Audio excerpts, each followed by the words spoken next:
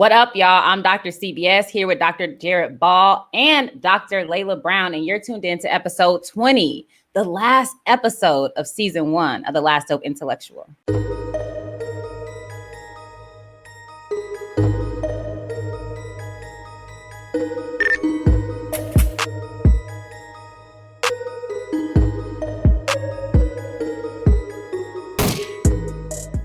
So, Dr. Jared Ball, before we get started with Shoot the Shit today, we have a very special announcement.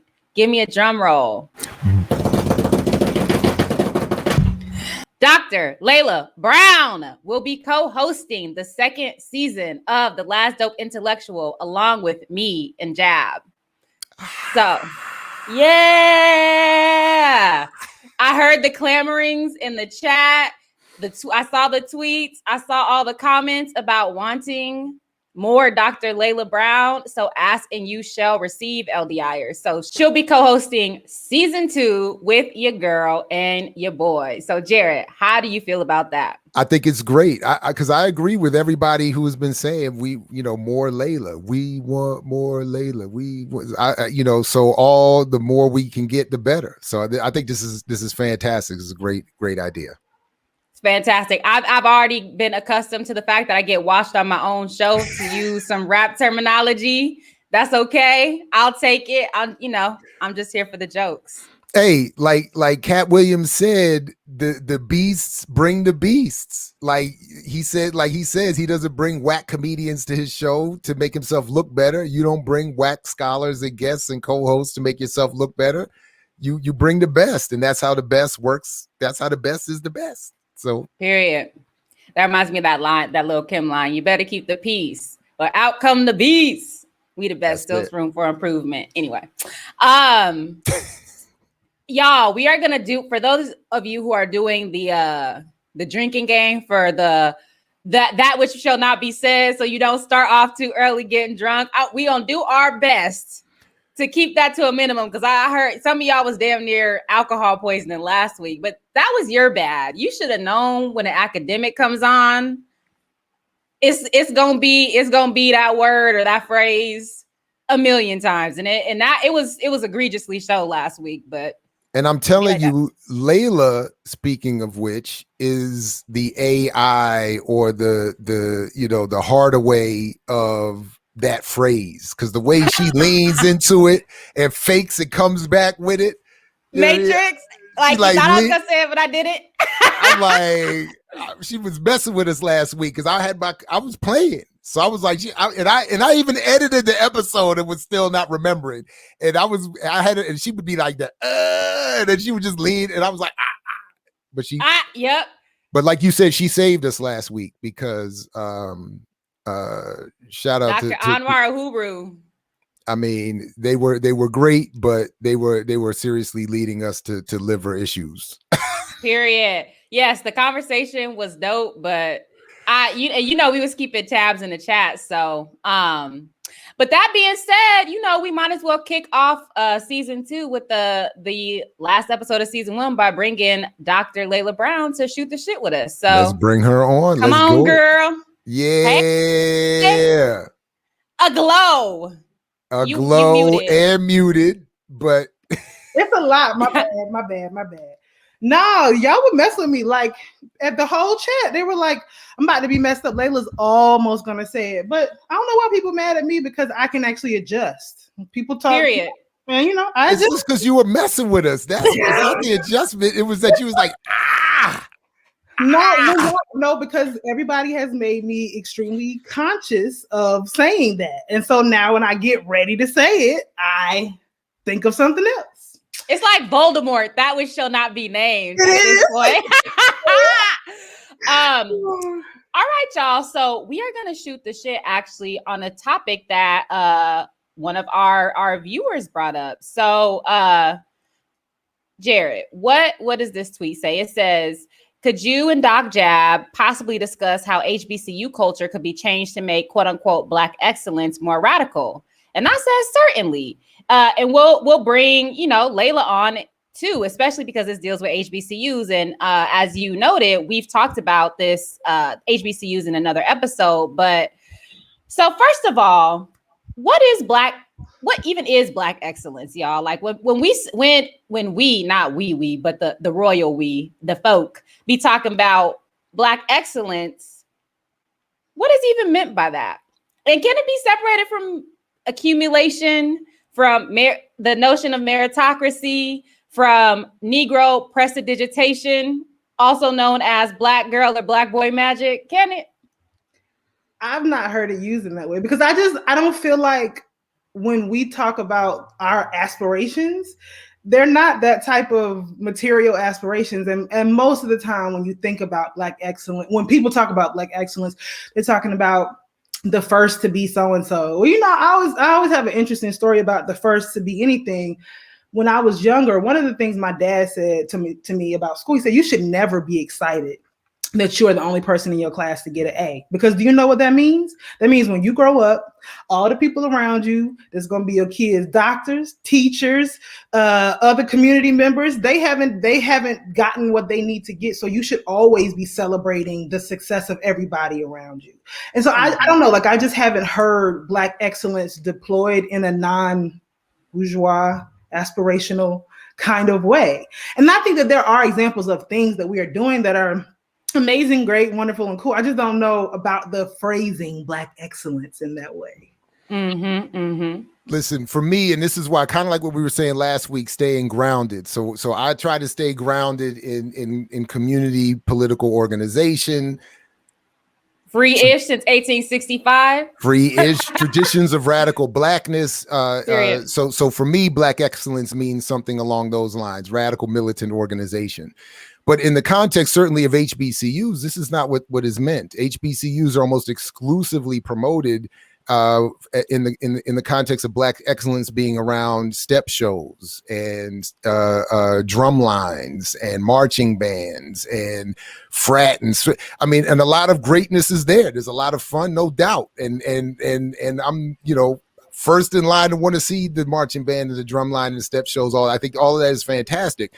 But if it's not in that context at HBCUs, it's certainly in the context of entrepreneurial success or Democratic Party acknowledgement success, so-called. That's where Black excellence is defined, and essentially because, and I'll talk much more about this in the slow motion project I'm still developing, but HBCUs are just not, they're not revolutionary institutions. So somebody somewhere in the tweet, it was asking, if I'm not mistaken, there was a question around the tweet that they were responding to was asking, how are you going to an HBCU of all places and not coming out radical? Yeah. And I think people again misunderstand what goes on there. The question more likely should be, how could you come out radical going through the process of at an HBCU? And that is what I think. Anyway, so that's why I think so much of the promotion and the discussion around Black excellence related to HBCUs is around liberalism, entrepreneurialism, and the sort of emptiness but brilliance of Black performance and cultural expression. And I think it's to me, sorry, like it's real quick, when we talk about when I mention the difference between like race radicalism or a certain type of cultural nationalism that is can be counter-hegemonic in the sense that it pushes back against the idea of just constitutive Black inferiority. So there's that type of radicalism or that type of counter-hegemony, but then there's anti-capitalist, anti-imperialist, structural transformation radicalism, which is not typically what you're going to get coming out of an HBCU, even as you'll get people coming out with cultural pride and perhaps some cultural grounding. But then that is harnessed by the state. That's very compatible with neoliberalism. It's very compatible with American exceptionalism, just in blackface, right? Yeah, and the only thing that I wanted to add is just is the difference between the individual people or faculty or staff or whatever doing the types of work that makes certain students feel that, and the structure of the institution.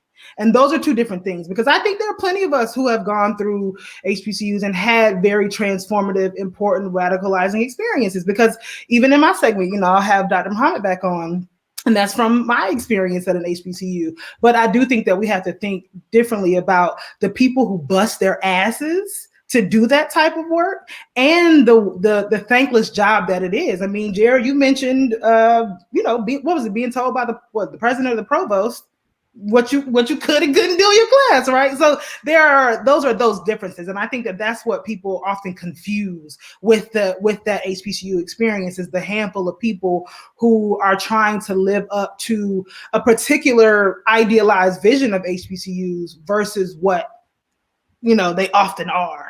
No, that's a really good point. And to me, and I'm really glad you made that point, it's no different than in any other institution designed for something else. There are people in the military who are trying to do radical revolutionary gatherings and study groups and all that. There are people in prisons trying to do radical, organizing and stuff. But that's not what those institutions are there to do. So all of that work, including what happens at HBCUs and PWIs, is against the grain. I mean, it's in spite of, as opposed to what is supported institutionally, for sure.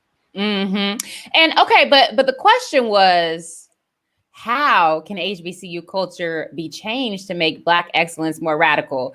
I can only speak. I didn't go to a HBCU. I don't teach at a HBCU, so I can only speak, externally to this. But I think, to me, a foundational question is: is the broader demand in our community such that we want these institutions to be radical? Because we have to understand in the final analysis, it'd be less than 10% of the population that's radical in the sense of what we're talking about, right? And that indeed, and in fact, they want these institutions to reproduce the middle class or the upper class, right? They want the misconstrued of what talented 10th is. They want that misconstrued notion of talented 10th, right? They want a cadre of wealthy, affluent, influential movers and shakers, right? And so that, to me, is something that needs to be considered, to the point that, in the 1960s and 1970s, when folks were pushing for Black studies, they were also pushing at HBCUs for a Black university, which seems counterintuitive, but it's because they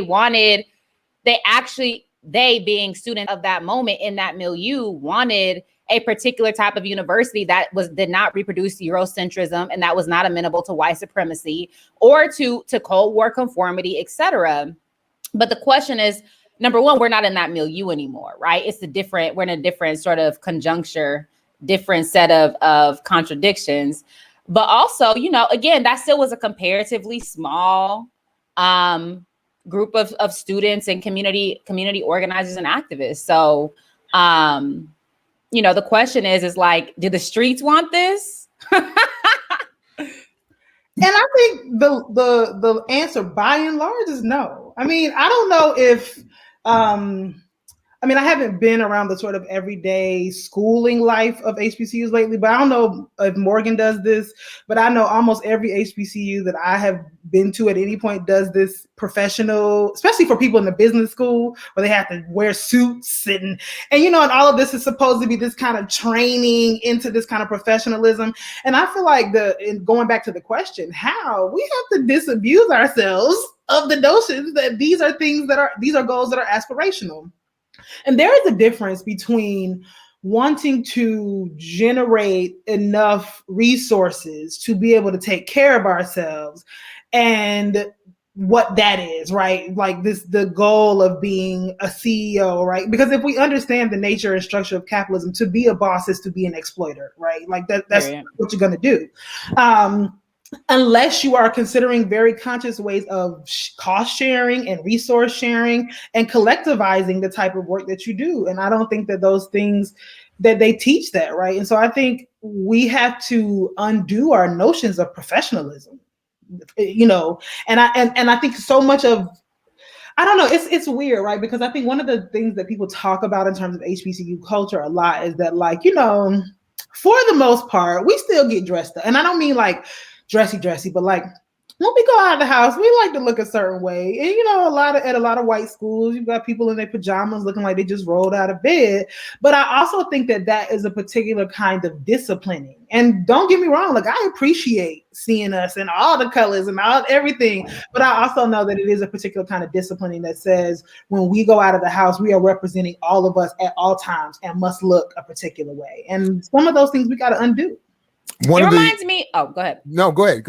I was just gonna say it reminds me of in Local Parentis, right? When I was reading about when Ibram Kendi was still Ibram Rogers, he wrote one good book, and that book was called The Black Campus Movement.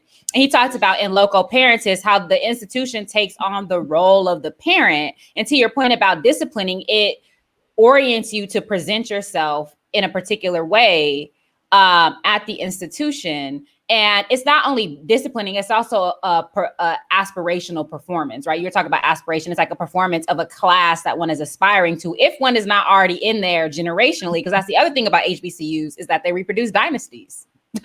So I would just quickly want to shout out Tierney Cherie's use of in loco parentis in her new book about the state and black child welfare and black child, and raise her up on that. Because I think what she's doing is headed in a much more important political trajectory than your boy formerly known as Rogers.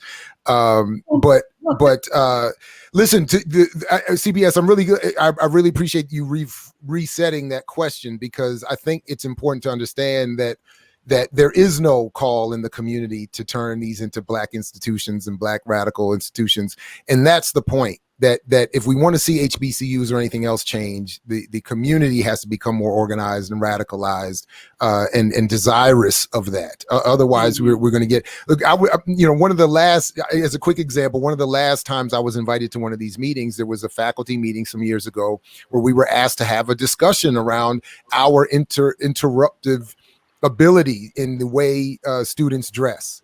And there was all this focus in particular on young women and the way they were showing up in class dressed or not dressed. And my one contribution, we went around the table, I only got invited to say one thing. And my one contribution was, I'm less interested in this, because somebody said, we need to teach them that Condoleezza Rice is a standard. Condoleezza Rice with that kitchen press. Listen, Condoleezza Rice with that hot cone, fold your ear down, kitchen press, and that flip.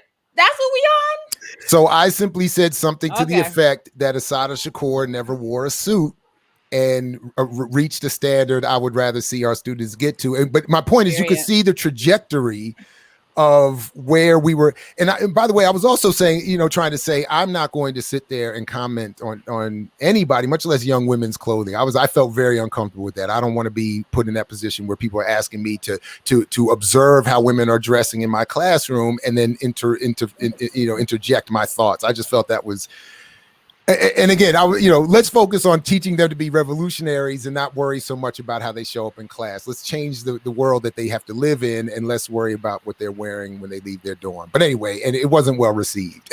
Yeah. But one thing I am thinking about was when Bilfina and Erica were on the show, and they were talking about how all the furniture at the HBCUs in the Baltimore area are made by prison labor. That's right. So that's a practical step. That's at right. least there is that if you want to make the university or the college more radical, start by ending that relationship, right? Organize around that. So that's a practical step, because the type of, thinking about issues of labor and issues of not reproducing the prison industrial complex, and those are that's a practical step. So there's a lot of Lockheed money flowing through there too. So to that point, yeah. And all of these damn homeland security programs that are at these HBCUs, they be recruiting heavily. The first head of AFRICOM was a graduate of Morgan State, General Kip Ward. So I mean, and I know they were so proud of that. No, because I remember even where I am. Obviously, I'm not in an HBCU now, but I'm at a predominantly minority serving institution, and the chair of my department sent out some State Department shit. And I'm in the Africana Studies department. And I replied to her, I said, what kind of shit is this? I don't care if the university sent this to you. As the chair of Africana Studies that has a particular kind of politics, the fact that you would even send this to our students is some bullshit. But the fact that you would ask me to send that to our students is some fuck shit. And that will never happen. And faculty who do that almost never are. It's never made aware to many that happens. So shout out to you for that. And anyway, so not to crush any dreams, but I think organize your BSUs, organize with the surrounding communities, and that's where it has to start. Because it's bad. But I don't want to end on that note because it's good. because to be honest. Like, in spite of all of the issues that do exist, that I would do those years over and over again with all those things that I had to struggle with, and think about struggling with them better. And I think that I'm better for my experience there. And it's not because it's without contradictions. It's just because life is full of contradictions, and it's us choosing which ones we want to put the most energy into.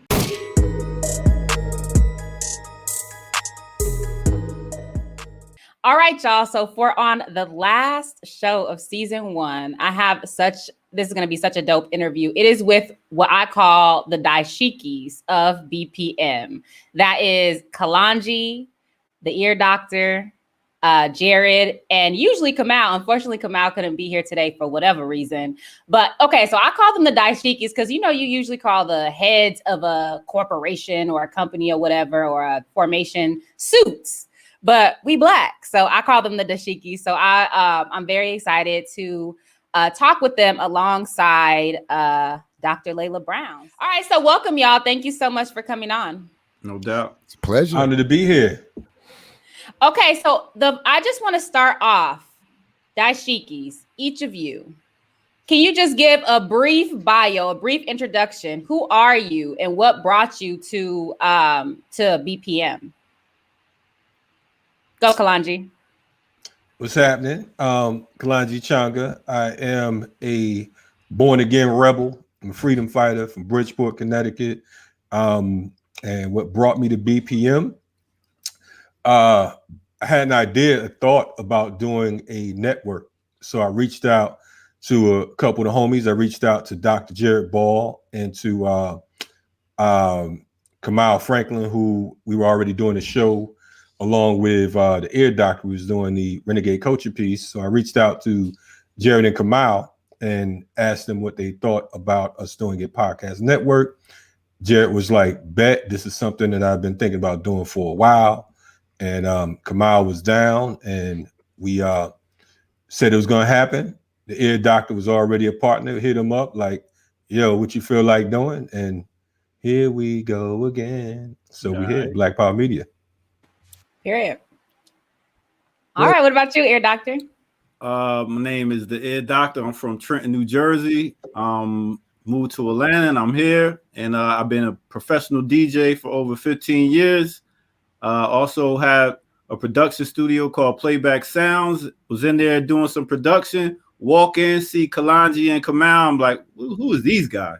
Next thing you know, we start talking, kicking it, podcast. They was like, yo, be a part of this. Next thing you know, they was like, we got something else bigger. Be a part of this. And I was like, let's do it. So BPM met Jared, and I was like, yo, this is cool peoples. Let's make it happen. So that's pretty much it. Hey, while I appreciate Kalanji's version, it's important to point out that he had said when he reached out to me that I had this idea. It's important to point out that I had failed at this idea in the past. So I think I like to make the point that I was very happy to get the call because Kalanji and Kamal are seasoned veteran activists who I've been, associates with, comrades with, in the orbit of for a long time, and are able to pull things together that I'm not able to and have not been able to. So it was just great for them to want to do this and scoop me up in the process. But anyway, I just wanted to point that out. I think it's very important, given their background. And I know Kamal's not here, and we can hate on him and joke on him for that, and he will get it.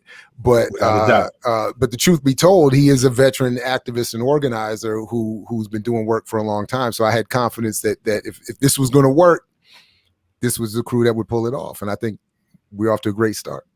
Quick follow-up question. Just quick follow-up question. So, Jared, you said they're seasoned. What kind of seasoning are y'all? Are y'all Lowry's? Y'all Mr. Dash? So, like, if you was a seasoning, what would you be? Kamal's flour, period. Oh, you Old Bay. No, that Old Bay should be me. I'm in Maryland. Hold up. The Old Bay should be me. That should be me. Kalanji got to be something that burn your mouth up. Yeah. You already know it. Okay. Cajun, not if we talk about Connecticut. What? Talking about Hey, hold up. I'm from Hey, hold on, man. Where you say you from again? I am from Raleigh, North Carolina. Get up out of here. We used to go down there to vacation from all the real deals we was doing up in Bridgeport. I'm from Bridgeport, Connecticut. Okay. I'm from 45 minutes away from NYC, the tri-state area, all that beautiful stuff or whatever. We used to run North Carolina cats. Y'all was so country to us, but I respect y'all now. Shout out to Raleigh. Shout out to Durham. People really need to get better disses because this whole y'all was so country. Like y'all still are, but reverse migrating back and forth all up and down there. There is no difference at this point in time between folks who grew up in rock, especially in that area. Maybe a little bit different as you get down to South Carolina, but between Atlanta metro area and the Raleigh and Charlotte metro area, all y'all people, New Yorkers, New Jersey, DC, Philly, all of y'all. We come down there to get peace of mind. All jokes aside, you know what I'm saying? I don't acknowledge no invisible borders and boundaries. You know what I mean? I'm African first. You know what I mean? So I ain't really repping no colony, but Bridgeport's still that shit. Don't even get it it's still mayonnaise. So in the spirit of reflecting, wrapping up the season, let's talk about best and worst. So what do you think some of the biggest accomplishments of BPM have been so far? And maybe what do you think are some of the bigger blunders or missteps, things you wouldn't do again? Oh, for me, it's easy. The fact that we still have this group together, even just over just a few months with all these personalities and powerhouses, to me, that in and of itself is a success. The failure was for me. It gotta be the hashtag debacle, as I describe it. That was anyway. But growing pains. You know what I'm saying? Growing pains. Mm-hmm. Yeah. So what would you do different, or would you just not do it? Mm-hmm. Well, given with that crew, I just wouldn't do it. I think that there is room still for a valuable debate on that subject with legit actors, so to speak. But that wasn't it. I would have added a moderator.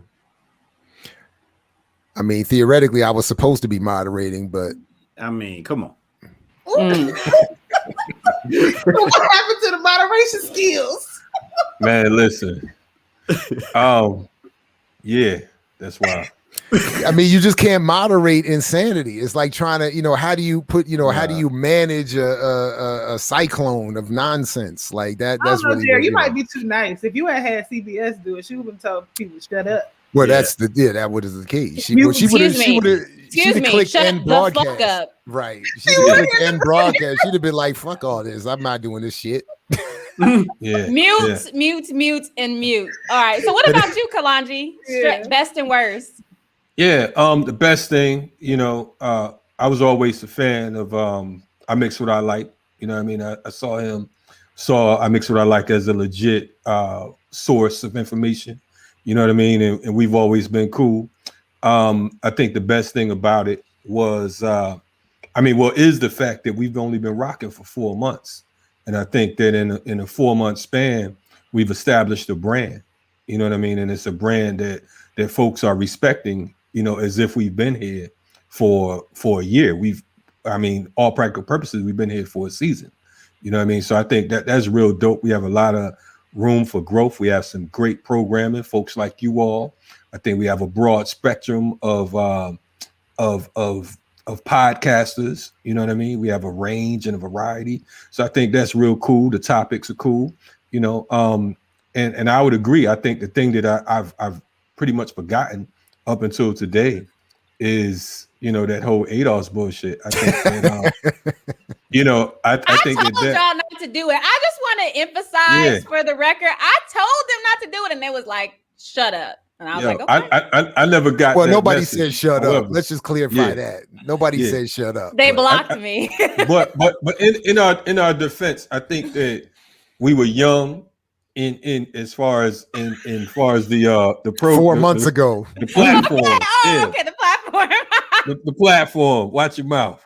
As far as the platform, we were young. We was dumb. You know what I'm saying? I say some other things, but yeah, we He were said we were overzealous. newborns and now we holding our heads up by ourselves. There we go. Yeah, I really Starting to walk on over. many occasions, I thought about going into the panel and totally deleting that video and act like it never existed. However, I'm a team player, so you know.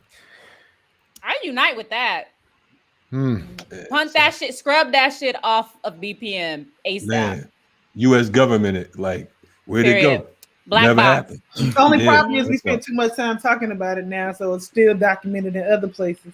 Yeah, Facts. yeah. But it's cool though. I mean, one thing I learned just growing up, man. In order for you to be a good fighter, you have to get your ass whooped sometime.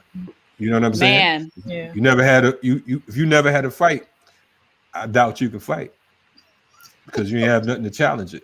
You know, it's like folks that 100. go to the range. You get a lot of folks that go to the range and then they get into a real life situation. They freeze because of the fact that the targets aren't busting back at you. You know what I mean? Yeah. So it feels good. Okay. What about you, Ear Doctor? Ear Doctor. I would say I would agree with the ADOS, but I'm a numbers guy, so the numbers on that was very nice. You know what I'm saying? Don King. Even though I wasn't on the screen, I'm just saying the numbers was great. Other than that, I would say the best thing had to be the Remix Morning Show. I mean, to be able to have a platform every morning where you're getting over 1,000 people watching every morning and listening in and giving people a platform where you can bring in, for me being a music guy, bringing in new artists. I was just I deal with another organization called the Black Man's Lab. I was just over there yesterday working with a bunch of kids, and they're putting together an album, a whole label and everything. And they were so excited to know, like, y'all doing this thing. You got a platform. You want to welcome us and bring us in. And to be able to produce and bring in more shows and give the people what they want, for me, that's a beautiful thing. I love that part. So that's what I'm excited about. Yo. Layla can sing. Have her on. No. I'm not doing that. I just needed people to like not be like, that was Erica. That girl sang. That girl sang. Second chocolate. Hey, yo, That girl good. You got some money right now, manager. Oh, man. Okay.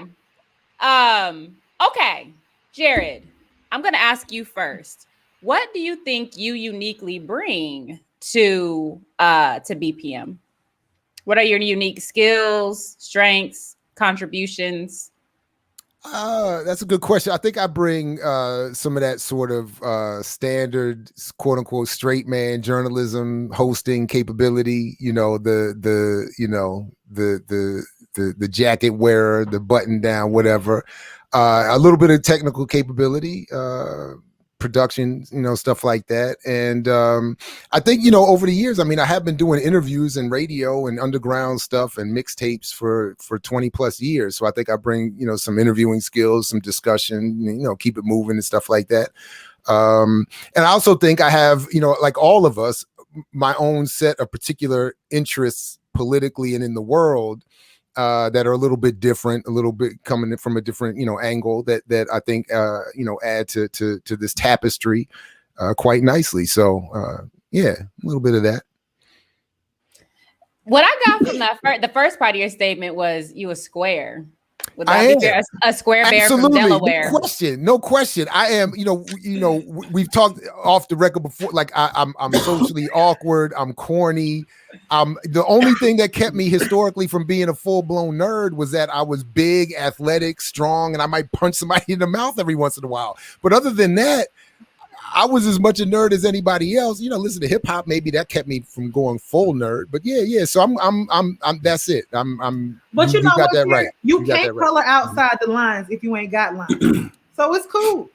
You was in the corner eating your raisins, reading your book. Yeah. She's never gonna give up on Not I'll quite never like let it that. go. I was more sitting in the back eating raisins and throwing some at people.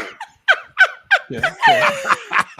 All right, Ear Doctor. I will say though, when you disappear on us, somebody who won't be named on the screen. You know, he be bringing people onto the screen all the time. So. You talking about the ear doctor? Don't do my brother like that, I don't Layla. think it was him. I think it's Layla, don't do my brother like that. It's the other non-light skinned person on the. Dr. Who, me? CBS? Girl, Don't treat Dr. talking CBS about like you. that. I was like, I didn't do that. All right. Don't go for That's why CBS. she got defensive. Yeah. Who? Ear doctor, same question. Layla over there getting mad comfortable. She just throwing her arm behind it. Throwing the legs up. Fuck your couch. Oh, but I would say, you know, I bring a music aspect, I bring comedy, and I'm pretty much I'm a street dude. So you know, you were around a bunch of academics and stuff like that. If I said that word right. No, time out. I want you to listen to pronunciation just for some things. I get you a street dude, you a music dude, you think you funny, all that, but like, please just listen to some shit. Just listen to the pronunciation. You don't have to be an academic, but just. I'm saying it's English language. We should fuck it up anyway. It's not our language. Okay. So, you know, that's part of my revolutionary act. A lot of people be like, yo, you always mispronounce it. I do it on every show. That's just what it is. But as in bringing forth the music aspect, having the comedy, being able to, you know, to bring this to the people, it's a beautiful thing. So I love it. Yeah. He's also the clock. Yeah, and I'm the clock. You are the clock. Yeah, you be on it. For sure. It's all because with these guys, and I want to make sure it's good production and stuff like that. So it's something I will watch. So somebody that doesn't watch podcasts, I want to make sure I will watch it. So I try to make sure the production is tight and right. Got you. So hey, ear doctor, how would you if you had to liken your comedy to somebody that we know that's famous, like what would you liken your comedy to? What is it most closely related to? Rodney Dangerfield.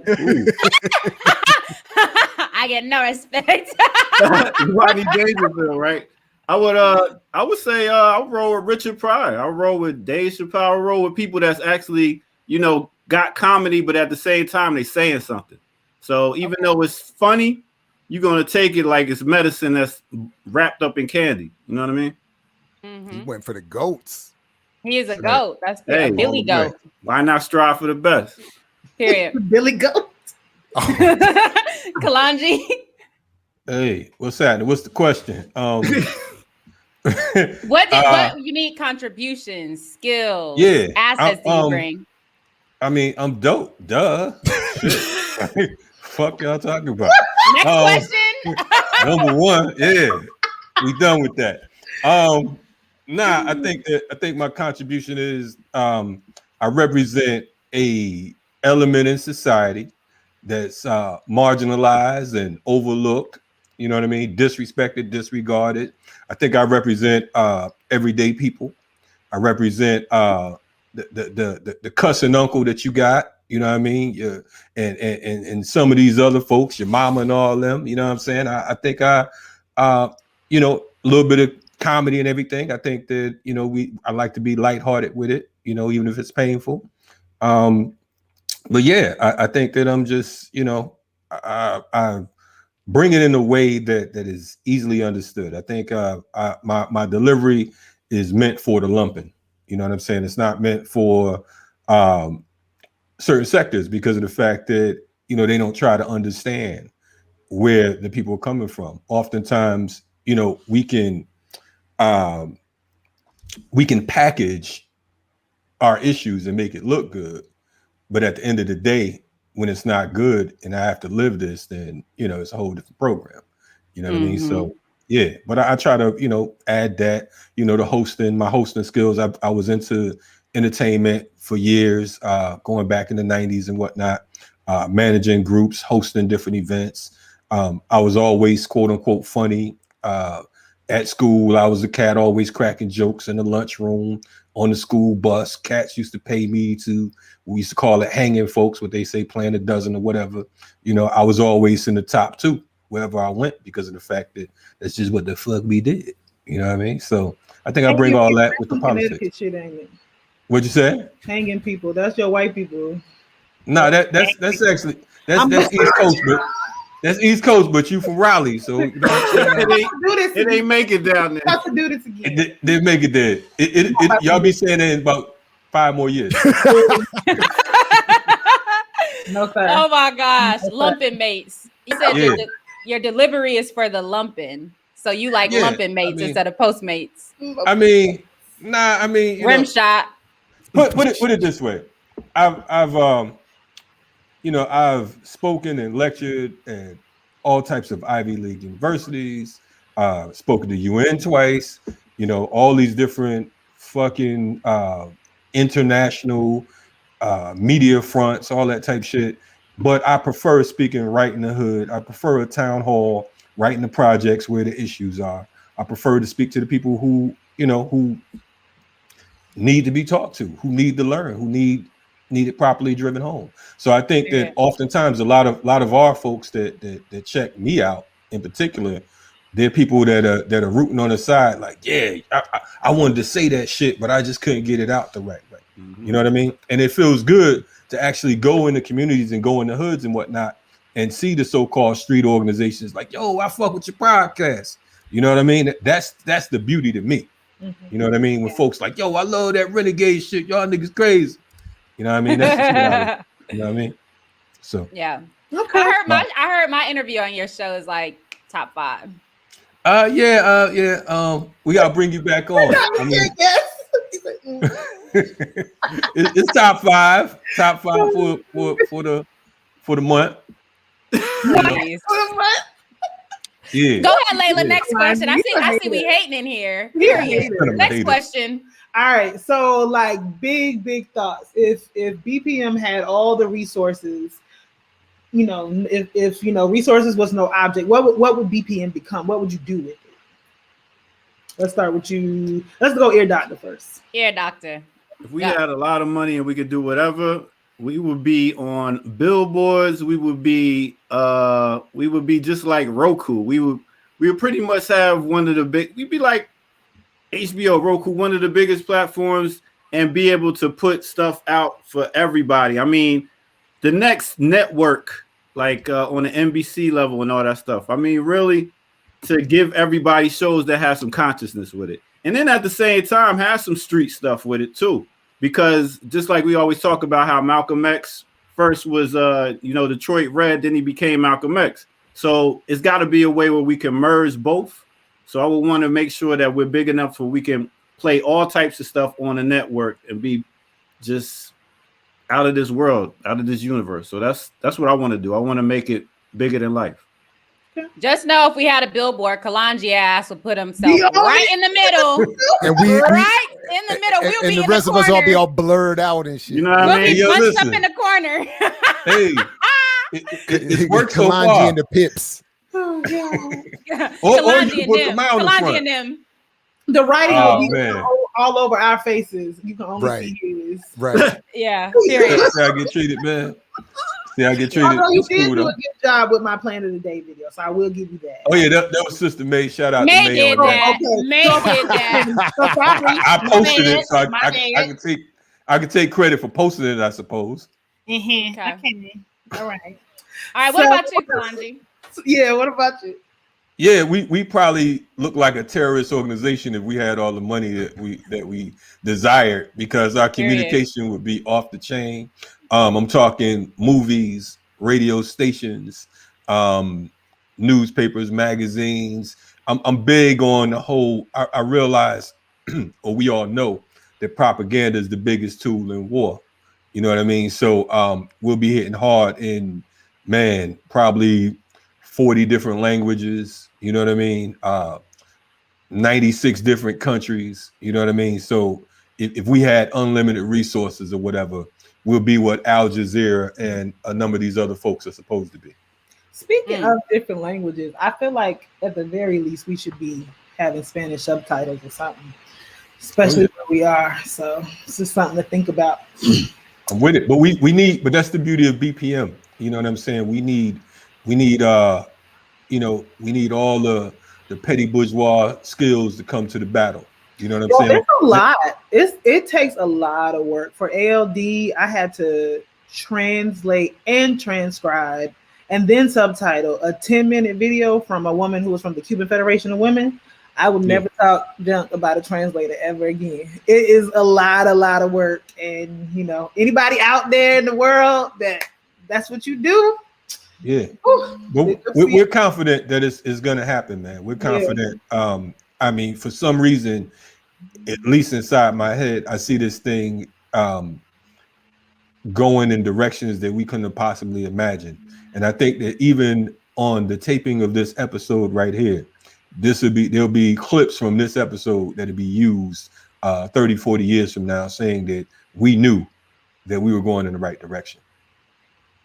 Hey, like KRS said, he's going to be in the top 5 forever or whatever, you know, and he's, you know, like, I like that kind of projection. You know, I like all of that has been said here, and I like these big visions, and I echo them. You know, mine are admittedly, I think, too low, too small. But I think one of the important things that I think we've learned and are exemplifying in this process is the same thing about political struggle. You don't learn how hard things are until you engage. You know, putting this together is way more difficult and complicated than I would have realized, and time consuming. And the work that we want to do requires more of that. So we definitely need more organization on our own, you know, work and more help. But I was simply even thinking, you know, when I saw you were going to ask this question, I really appreciate both of my colleagues' answers here, because mine were too limited. I was thinking, you know, I was just thinking, you know, when he took over the NAACP some years ago, Ben Jealous had made a promise that he was going to outfit Black communities with camera phones, just so that we could do more to tell our own stories and stuff. And that's kind of what I was even thinking. Like, I want to see more of that kind of community-based grassroots journalism and documentary making and movie making and storytelling. And ultimately, but where I think my colleagues are rightly talking about, I want to see us get large enough that, as I keep pointing to, we would really create this alternative public sphere, where Black people from all across not only the diaspora, but political spectrums would be able to come to this one place to hear from each other and engage and learn and build ultimately. And I think, you know, because I think ultimately right now we're too scattered, and everybody's doing too much individual this, that, and the third, and the collective impact is not there. So that's so I defer to them on this. I definitely think we should be thinking enormous and head in that direction for sure. Yeah, we said unlimited resources. I mean, yeah, that's right. You're right. Yeah.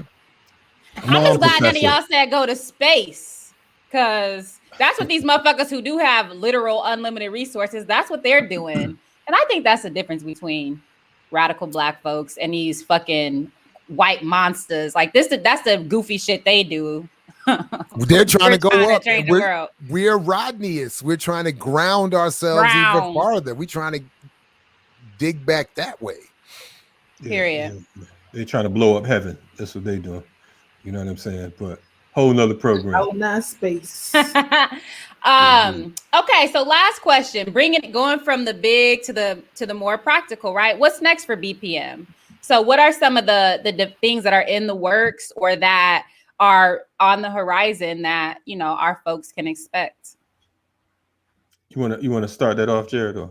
I mean, we're definitely trying to get more shows. We're trying to we're in the process of recruiting more hosts, more shows, trying to develop new content. Some of what has been said here, we're trying to diversify and find folks that can bring us different forms of content. We want to tell Black radical stories in as many different ways we can.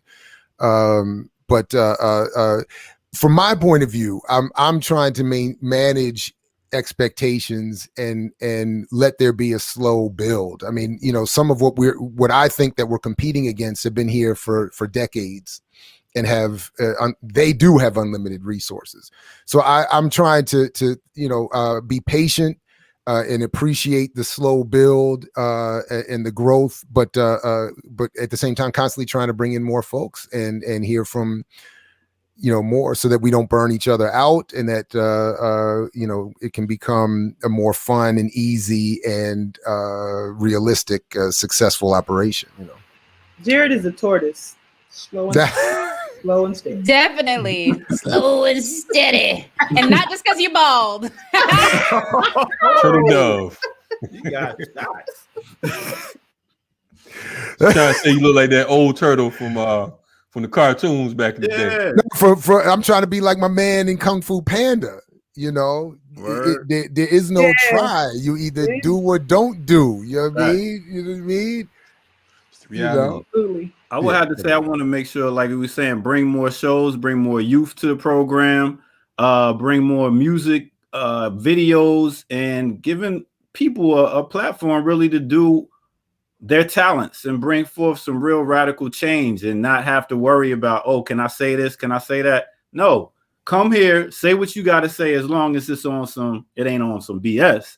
But you know what I mean? I wanted to give people that platform. So all the people that's out there that's listening, if you got some talent, if you got a podcast, a TV show, whatever, we want to bring that all to this program. If you got some politics, I just want to push back against that because like BS can mean a number of things. I think we should be clear that there's a baseline of politics that we have to have on this platform, right? Yeah. Or actually, let's just engage that real quick. Like, how do we contend with some of the political differences that we might have? Like, how do we ensure that we're not tending to the right or to the center? What do y'all think? I would say that we don't have to be in the same book. I mean, excuse me, we don't have to be on the same page, but we definitely have to be in the same book. You know what I mean? The basics have to be covered. Number one, we must understand that we are an anti-capitalist front. We have to be clear about that. You know what I mean? So there's no compromising that. We are a pro-African front. You know what I mean? So we should be clear about that. Hence the name Black Power. You know what I mean? And also, I think that it's important that we allow ourselves room to grow within those particular parameters. Now, we won't. I don't think that any of us would say we have all the same politics. You know what I mean? Because of the fact that even with like Kamau and his wife asked me one day, she said something. She said, you all on the same thing? I said, well, we differ in certain things. She said, you don't think you guys on the same thing? No. And it's not a bad thing. It's just we view things differently.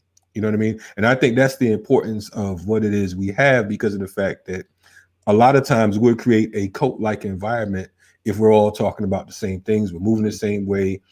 Uniformity is not always, it doesn't always represent unity itself. So I think that, just allowing ourselves room to grow, but being clear about our position. You know what I'm saying? Not compromising our position. We can accept concessions, but we should never compromise our position. So anything outside of that, I know there are some folks who believe in electoral politics. I'm not one of them, and I won't compromise that. Now, we have certain comrades that we say, the Cynthia McKinneys and the Charles Barons and folks like that, who we support because of their actual groundwork. And they recognize that their particular position is a tool and it's not the end all means. You know what I mean? So as long as we're clear about that, we can kind of be in the same arena, and we'll deal with those other contradictions after we get over the major contradiction. Period. Yeah, I mean, from my vantage point, it's the same kind of thing. Like we our enemies are not always on the exact same page, and they leave room for themselves to disagree, and then they just make sure that they're constantly anchored to a certain politics. And I think that we've done a good job of establishing that here. But as we go, as I was saying before, as we go and keep building and struggling, we will have to make adjustments with each other at times, and with others that we bring in to make sure everybody's, you were slipping there a little bit, and we need to, but as long as we're in dialogue, I think that's sort of the point, that's how struggle is built. And I think in a microcosm, that's what we're demonstrating here with BPM. Yeah, you've definitely been doing that, because, a lot of different directions I see some of the hosts going in that, it wouldn't fly in our organization. However, you know what I'm saying? We respect, boom, this is how you move, this is how I move. That's what true community and nation building is about. We get so lost in trying to create this one rote way and means, and it's not a reality. You know what I mean? Your physical family. I'm sure that none of your entire physical family think alike, move alike, so on and so forth. You know what I mean? In most cases, you're probably the black sheep of the family. Yeah.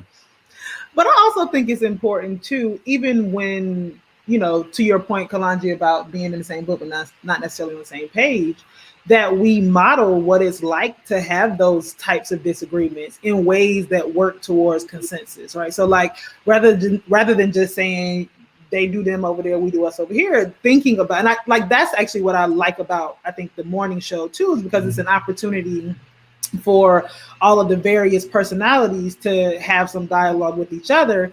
And I think that that's also important in terms of getting into the same book and maybe closer to the same page. Mm-hmm. Mm-hmm. Yeah. And this is a struggle too. BPM ownership alone. We don't, trust. We making it look easy now, but we give each other headaches. I'm like, really? I mean, I man, see the emails, and we got some near-death experiences going on before you caught those emails. It's like, even with Renegade Culture, it might be 5 minutes before, and we're ready to rumble, and then we get on the mic stop. I mean, mic starts. We're like, "Yo, Renegade Culture, we in the building." Boom, boom, boom. It's like, I want to kill this motherfucker. You know what I'm saying? But hey, Jared was there for one of them. Yeah, he caught it. You know, look at his face. Yeah. Yeah, but it's a beautiful thing, though. I think we respect each other, and we just get to the point where we understand that we have a mission, and whatever ways and means we got to get there, we just got to adapt and adjust.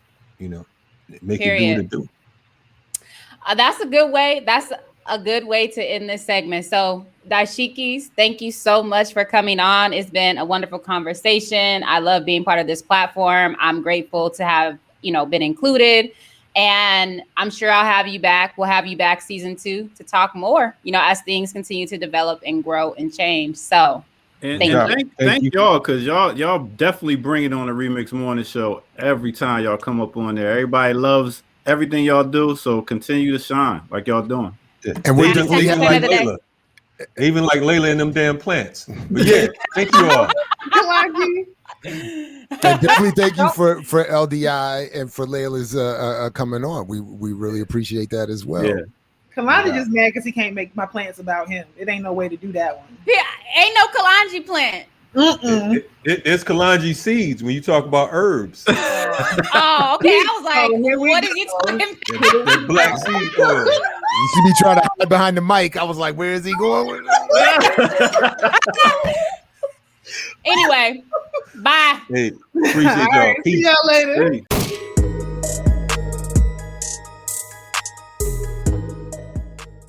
All right, y'all. So, last episode of LDI for the season.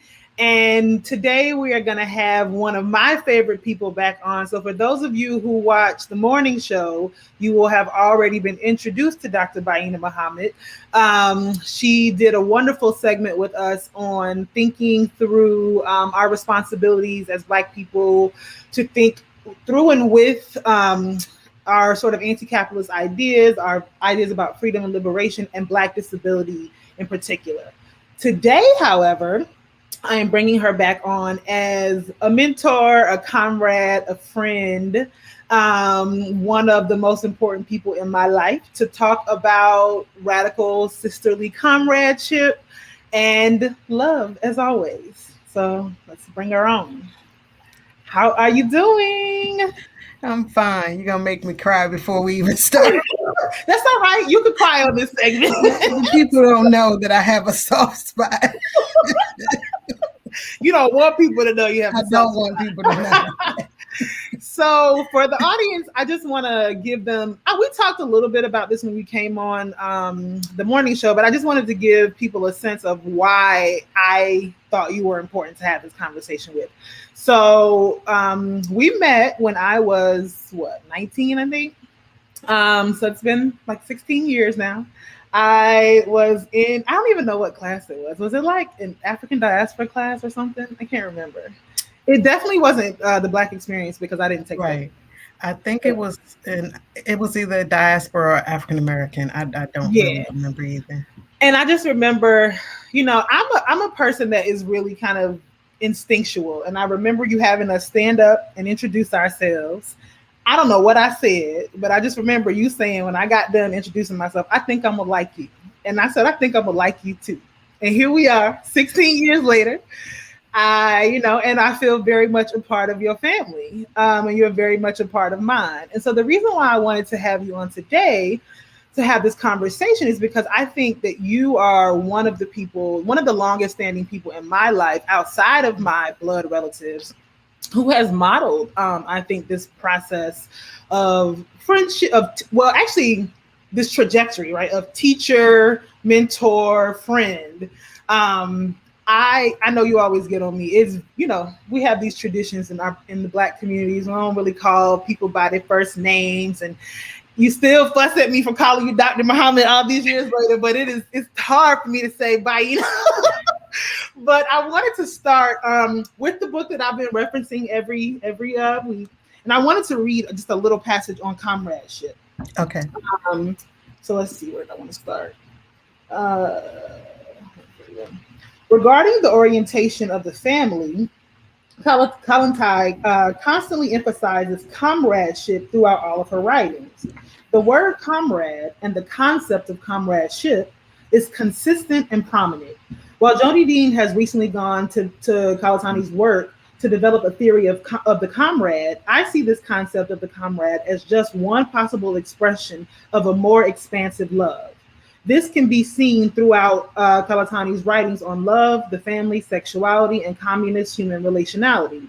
The basic theme is the same everywhere. We must acculturate and practice expanding and deepening forms of human solidarity. When we look on the other as a comrade, whenever it makes sense to do so, after all, not all enemies are imaginary.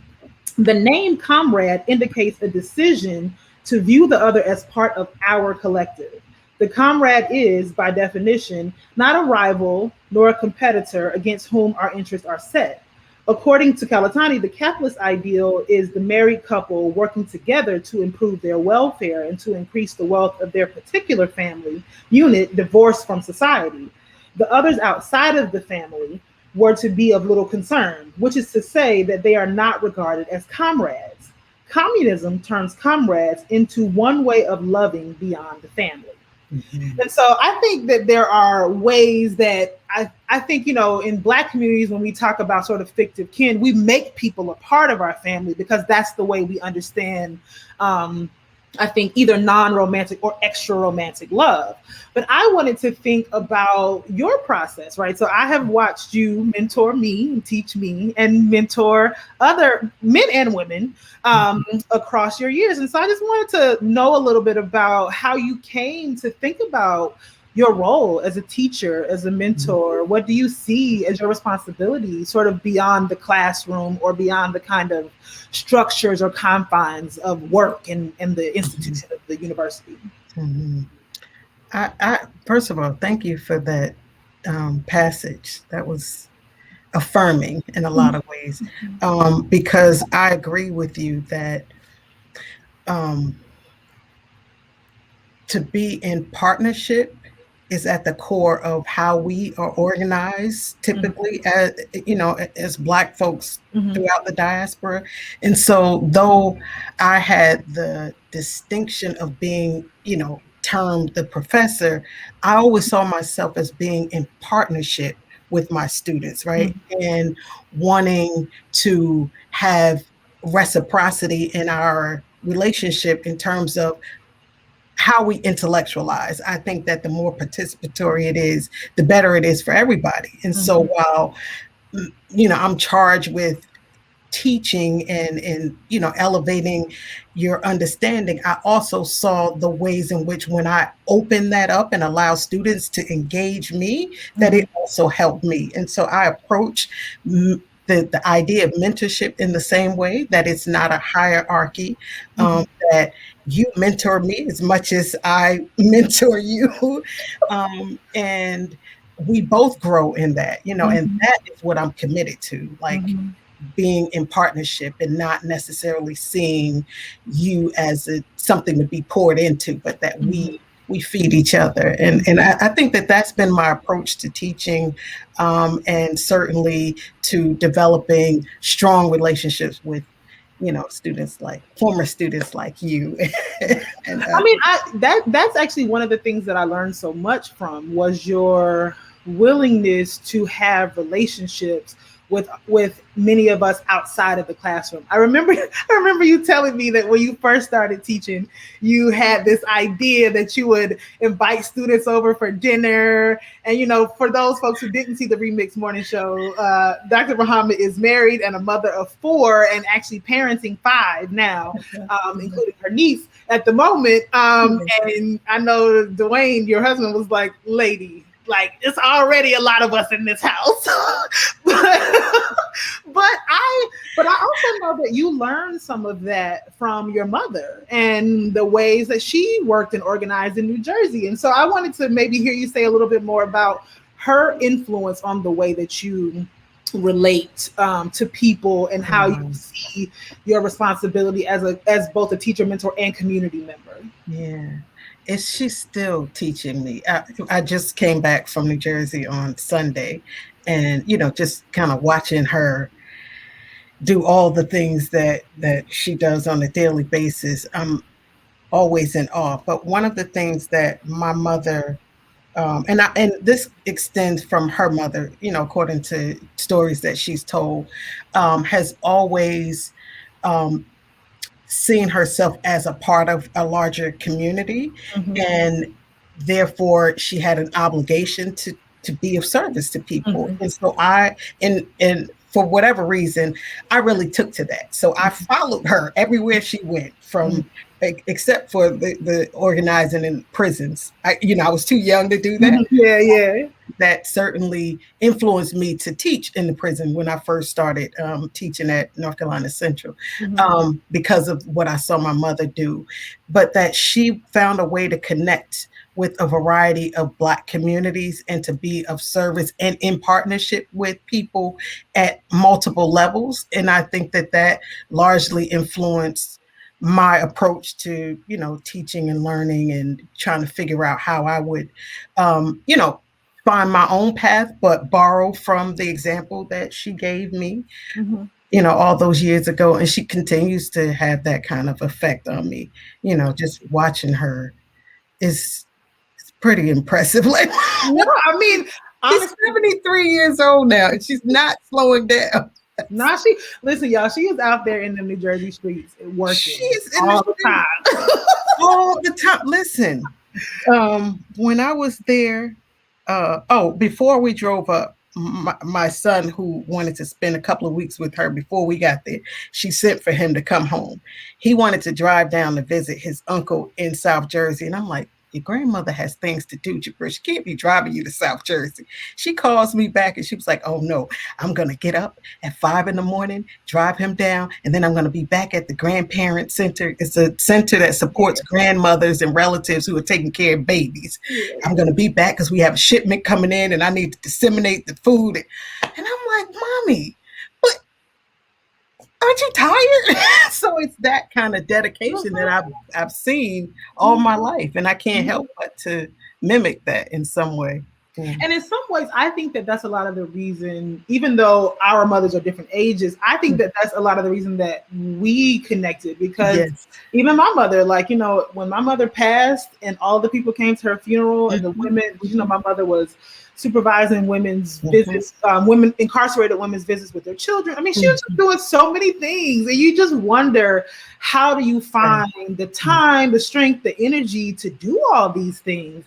And, one of the things that I really appreciated about your mentoring style, which I really tried to take on, is that you really balance this idea of looking at a person and seeing what they're capable of and saying, this is something you can do, with what it is that they want to do, right? So not necessarily telling this is what you're going to do, but then at certain moments it's like, because there were things you told me I was going to do, but I also know that that wasn't the same with everyone. And so I really, I'm curious about how do you, I know my own ways of doing that, but how do you do that? How do you look at people that you are working with, responsible for, and think about, okay, these are possible trajectories. And how do you, like, what is your process for coaching that in people? Wow. I don't know if I have a set methodology, but I do pay attention to students, particularly those that I have a connection with. That, so let's just use you as an example. So when you came into the classroom, I could tell from the way you introduced yourself that you were grounded, that you had a sense of identity, that you had a sense of confidence, and that you were brilliant. And I was drawn to that, like, oh my God, like I didn't see you as needing a whole lot of assistance, but that I felt like we could grow together. You know what I mean? And so I saw you came in as an intellectual already. And so in my mind, I thought, oh, she will definitely be a part of this trajectory of Black women PhDs. I knew that from the first day I met you. And you will recall, I told you that I didn't even see you taking at that time, traditional route of doing the MA and then the PhD. I felt that you were quite capable of, going straight into a PhD program. And that was because of the strong background you came from, with the kind of parents and upbringing that you had.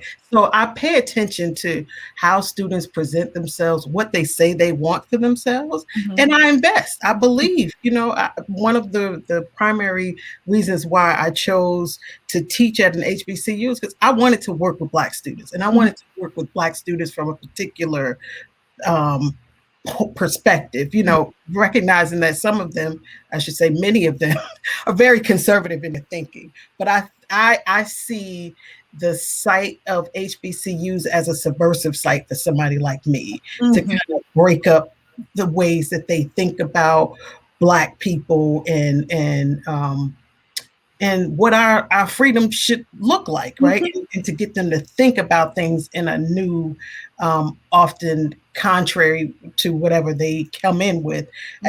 That's the focus. So that's been fun for me. But I think if I had to pinpoint, like, what is it that I do? I listen. I think I listen with great intention, and I see myself in my students, and I want them to advance in whatever way they think is good for them. And sometimes when they don't know, then I push. Like, no, this is what I see for you. But, and I hope that over these past 20 years, I've been successful at that and haven't, destroyed anybody's sense of confidence. Well, people are complicated, but I don't think that you have. But I'm really glad you actually took us down that route, because you didn't actually hear the earlier conversation in the show, but we were actually talking about, there was a question on Twitter about how do we make, I forget exactly the language, but it was about the notion of Black excellence and how do we make this work in a more radical way for HBCUs. And so part of the conversation we were having was that often as an institutional structure, HBCUs are quite conservative. Absolutely. But there are people inside of HBCUs, as you said, you see yourself doing that kind of subversive work, that are doing that. And so, within the confines of what you feel like you can and cannot say, can you talk a little bit about that, about navigating the kind of conservative space of an HBCU from a couple of different perspectives? One, as a Black woman. Two, as a Black woman who was really trying to introduce a particular kind of perspective on gender, at a time when because when I was at the school, I don't think people were ready. I think that, things have come along a little bit more, but it was not any kind of institutionalized program. I think also from the perspective of somebody now who's shifting your focus from sort of traditional historical methods to thinking about Black disability studies. What has that been like for you? How have you created these kind of subversive spaces inside of the kind of what do you call it, conservative structures? Like, how have you facilitated that? Because I will say, I can attest to the ways that you facilitated that for me. I was, as a student, I very much looked forward to being in the physical space of the history department because of the configuration of the people that were there and the types of conversations we were pushed to have both inside and out of the classroom. So, I just wanted to hear a little bit more from your perspective about what that was like as a teacher, because I know what it was like as a student, but it's different as a teacher. Right. The first thing that came to mind when you asked about sort of expanding the curriculum and introducing women's and gender studies, the aim was for global Black women's studies. That's what I wanted, but I won't say. I won't get all within the realm of what you're comfortable saying and not saying. Yeah. I will say that it was largely due to being in relationship with Beverly Guy Shefdall, having her as a mentor and having her want to assist not just me, but other Black women at HBCUs in developing programs around Black women's studies. And so she promised me, we were together at the conference up at Rutgers in 2008, I believe, on Black women in the academy. And she said that she had this Ford money and she was gonna do summer trainings for Black women who want to establish these programs at their universities. And so that was my entree into infusing the current curriculum at NCCU with Black women's history, period. I did that for 2 years under Dr. Shefdall's leadership. And her investment in me went beyond the workshops. Like, she literally helped me build the first syllabus for the course on Black feminism, Black feminists and feminist thought, and Black women, Black women's activism. We talked together over the telephone and, just had like really important dialogue about what the work should look like, particularly at an HBCU, and how essential it is for us to try to radicalize our students in a particular way that's progressive. And so she had a huge impact on me in that regard. And one of the things, the other, I should say, what preceded that was the retirement of Dr. Beverly Washington Jones, who was the only woman in the department at that time who developed 2 courses in women's history. It was just general women's history. And she said to me upon her retirement, she said, Baina, 30 years ago, we attempted to establish a minor in women's history and we were unsuccessful. So I give you the charge to develop this and to move it forward. And she gave me all of the documents that they had collected, just so that I would have a sense of what they were attempting to do and to build upon that. And so I was happy to be able to invite her back in 2016 for the inaugural symposium, which helped to establish the current minor in women's and gender studies, even though it was supposed to be global Black women's studies. But so it was having other Black women encourage me and offer support, and having a desire to want our students to have more access to Black women's thinking and experiences. I thought it was bizarre that a student could finish a degree in history at NCCU without ever having to consider Black women's ideas. Like, bizarre is the nice way of putting it. It's ridiculous.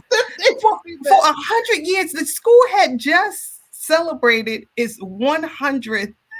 I was like, wait, 100 years we've gone, and ain't nobody think, there should be courses that lead with Black women in it, And so now we have 14 on the books, and I feel very proud about being, a major contributor to that. I didn't know you had gotten all the way to 14.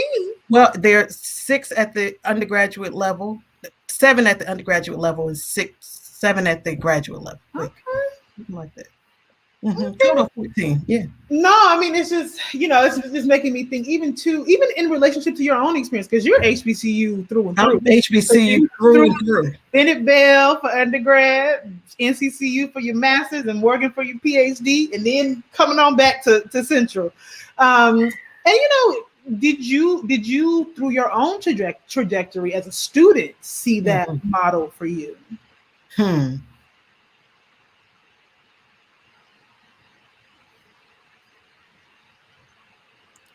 When you say that model, you're talking about the Black women who you were working with. I know you had some great Black women mentors, but yes, the type of struggles that they were having with the institutions to be able to do that work. So here's the thing. They never gave me a real understanding of what was going on in the institutions. And that's why I've been so honest and candid with you about what I'm experiencing, because I felt that was unfair. I wasn't prepared. I had no idea, because when you are a student and you're at an HBCU with all of these different types of Black people, and you're having a unique experience, right, as a student, but you don't know the chaos that's going on in the background in terms of the politics of departments, colleges, and then the university writ large. You have no idea how fraught with all the foolishness that it is. So I didn't know that until I came back as a professor. So no, I didn't have any models for how to navigate that experience. And yeah, they did not share those details with me. All I knew was that it was a very loving and supportive environment for me as a student, and that I wanted to continue to be in community with Black people. And so I thought that would be, the right trajectory for me, but I didn't know the specifics. And so before we were getting ready to run out of time, but before we wrap, I told you it was going to be good grief. That was a quick 20 minutes. There was something I was going to say about that in particular. Jared will have to edit this part out. Come back. But that is actually what I think is the difference in what I see, and the reason why I wanted to frame this conversation about mentorship and teaching also with comradeship, because I think your decision to have a particular kind of radical honesty with me about the things that I would encounter, on top of all of the feel good, fuzzy things, to me, I think that is what allows us to know what we will be up against and to prepare ourselves. And that's not to say that I think we are necessarily done a disservice when people try to make us feel good about things, but knowing the way the world works, it's important to have those things in your toolkit. And if you don't know what you're going to come up against, you don't know what tools you need to sharpen. And that's what I think is the comradeship beyond the teaching, beyond the mentoring. And we can't have this conversation without invoking one of your other mentors, Dr. Sylvia M. Jacobs. And one of the things, and this wasn't actually said to me, I'm sure she had some version of it, but she said to Josh, my ex-partner, early on, her way of mentoring him, because he was going through that wanting to go get the master's degree in history, but he was a musician.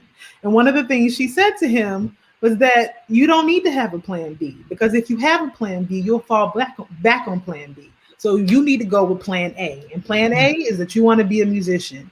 And that's what I have appreciated about the ways that I was mentored through HBCUs, is that I think there are the ways that I was mentored in particular. I know everybody doesn't have the same experience, but I think that there's a tendency that we want to see ourselves replicated, right? And there are some things that we do need to have replicated, because I remember you said to me, my responsibility is to pay this forward. You becoming a Black woman PhD is a big accomplishment for me because of what I understand that to be.